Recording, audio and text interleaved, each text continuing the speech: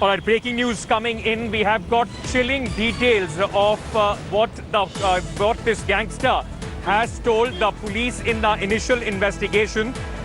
Vikas Dubey, in fact, had told the police during the investigation that he wanted to destroy the evidence after killing the cops in Kanpur. Dubey told the cops he had gathered bodies of 5 policemen near a well to burn them.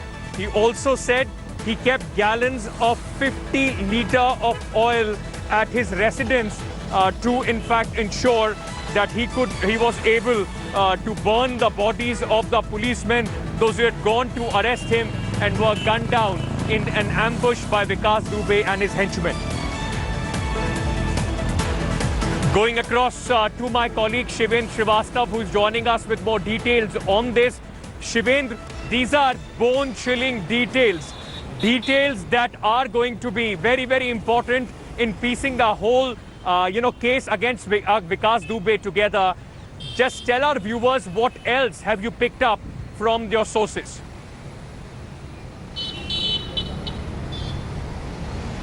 See, as per sources, these are very shocking details given by Vikas Dubey during interrogation with MP police.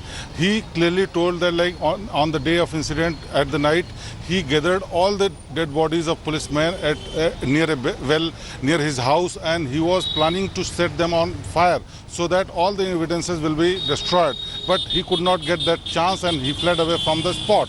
And he also said that, like, he was aware about the raid by the police very well in advance, a day before the raid.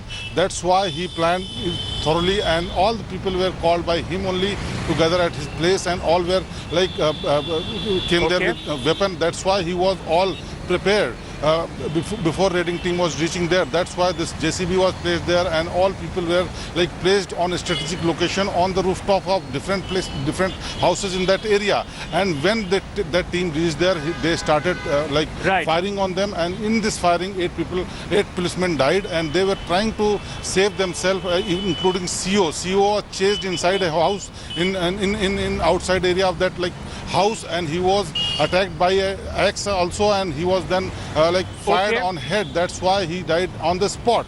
So he was keeping grudges with CO. That's why he attacked CO Devendra Mishra, and also he was he was so brutal about it. But now UP police to investigate on this issue more, so that they can reveal who were helping him and who are the people who are continuously in touch with.